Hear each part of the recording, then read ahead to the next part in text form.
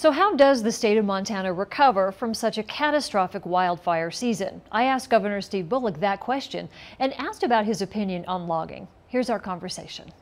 It's been a historic year for wildfires across the state. How specifically has your office and the state met the challenges that we faced this summer?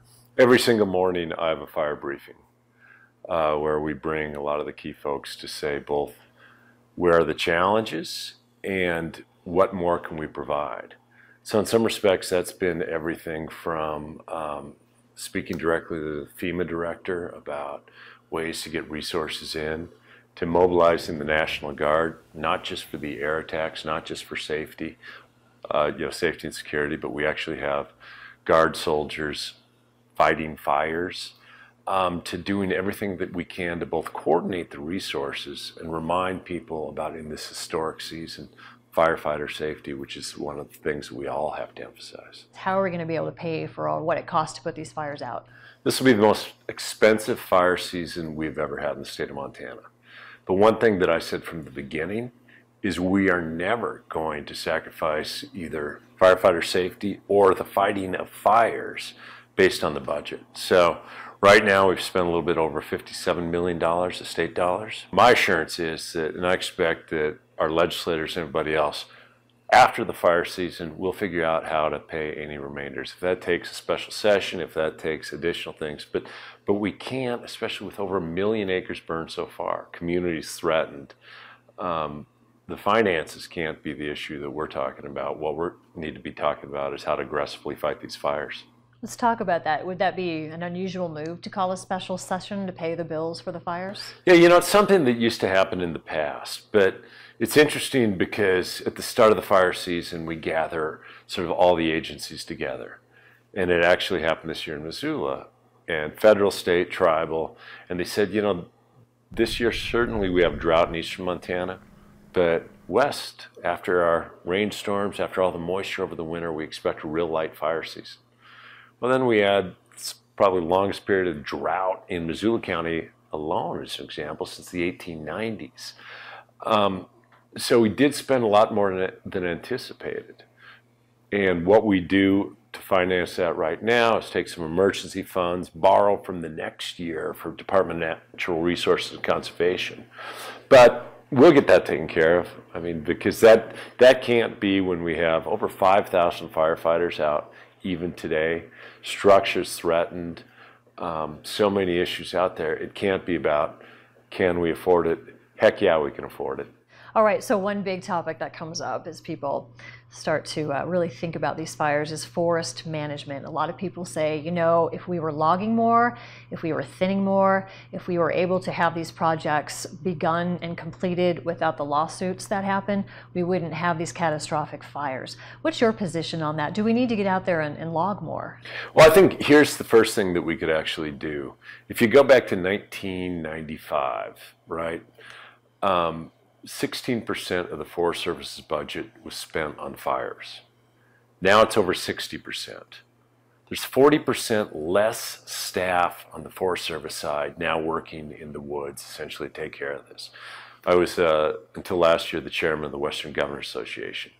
Democratic and Republican governors all agree that ending this practice of fire borrowing, so making sure that the Forest Service has resources to actually work in the woods, not just deal with fighting fires, would be a significant step.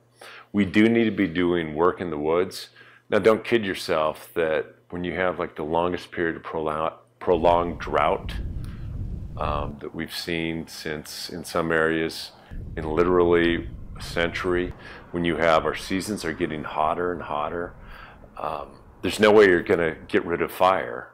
And anybody that suggests that the 1 million acres that were burned this year everything would have been great if we just did a little bit more work in the woods. I think that they're unfortunately using fires for political purposes as opposed to the recognition that we ought to end fire borrowing. We need to be working in the woods. We also need to be safeguarding individual homes, making them fire safe, because a lot of this money also gets spent in the wildland-urban interface. Should we log a little bit more? I want to see logs on trucks. I want to keep that mill infrastructure alive. And also when you do that work, you're going to not only be giving Montanans good jobs, but also taking care of watersheds and taking care of the forest that much better. We talked about this a little bit. There was some frustration, they just felt left out of the conversation on the national level, that we were on fire while other states were dealing with their own natural disasters. You mentioned it's almost important for the rest of the country to acknowledge what it is we're going through. Yeah, first I think it's a little hard for people outside of Montana to understand scale. When I was trying to get some federal grants from FEMA on the lodgepole fire, I finally said, put it in context. On the one hand, you might not think that there's that many people being impacted, but the size of this one fire is 6 District of Columbias all together and all on fire. And I think that it is important that, I mean, my heart's gone out to folks in Houston and the South because of the hurricanes, but we're a state of 147,000 square miles. Dang near every corner and part of this state with the major fires have been impacted. Montana has spent most of this summer with the #1 priorities in the nation. I think that I, look, as governor, I'd always hope and want more out of Washington, D.C. I think they've heard us of the overall concerns, and I think that we need to work with them to figure out how to work better both on the funding and how we deal with these fires. Governor Bullock has launched the Montana Business Disaster Recovery website. It's a collaborative effort across state government to help Montana businesses and communities impacted by wildfires access state resources to help minimize the economic impact. That website is businessrecovery.mt.gov. Of course, the question on most of our minds is what kind of relief can we expect from the weather this winter? That's right. KPAX Chief Meteorologist Aaron Yost joins us to let us know if we can expect a dry or wet winter.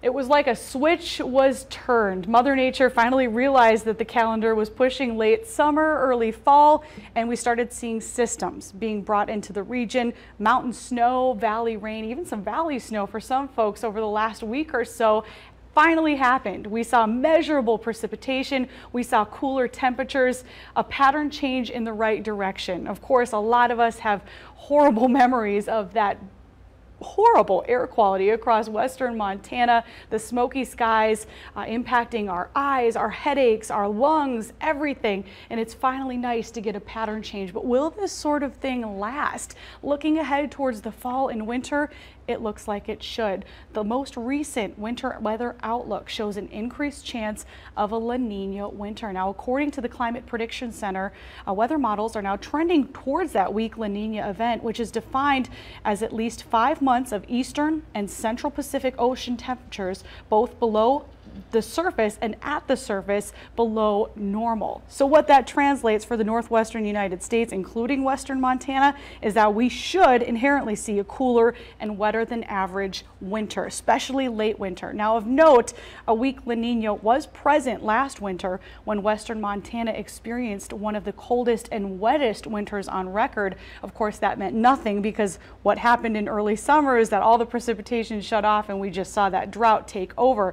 Now, while the 2016-27 winter was unusually harsh when compared to other La Nina winters, this latest long-range forecast does increase our chances of seeing above average snowfall in the mountains and the valleys of western Montana for the upcoming season. So here's to hoping we get some good moisture this winter, those supplemental rains in May and June help us out, and that a repeat of this past fire season never happens again.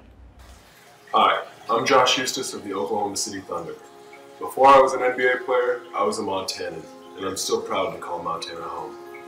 During these tough times, us Montanans, we stick together and help each other. That's why I'm asking you to support MTN's Wildfire Relief Fund and support the firefighters and the communities who have sacrificed and lost so much during this tragic fire season. Thank you.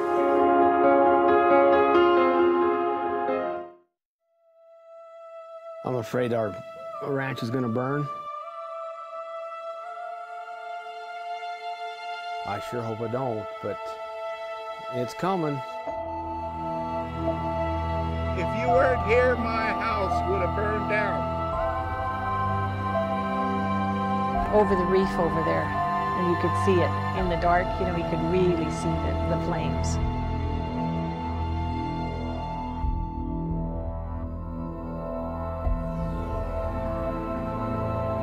because we knew the fire was coming, but we didn't know how fast. Today the wind was blowing out of the east a little bit, which helped us. If it was blowing like it was yesterday, we'd be burned out right now.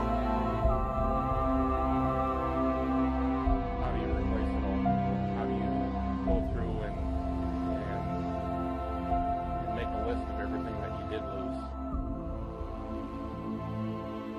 Within probably a matter of a half an hour. It was a pretty significant, pretty fascinating situation.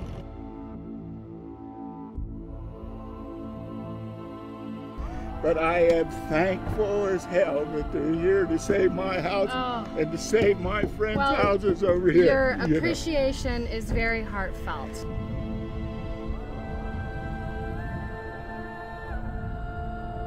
Neighbor helps neighbor. It's always been that way, and hopefully it stays that way. The way folks help each other out, I'm always impressed by Montana.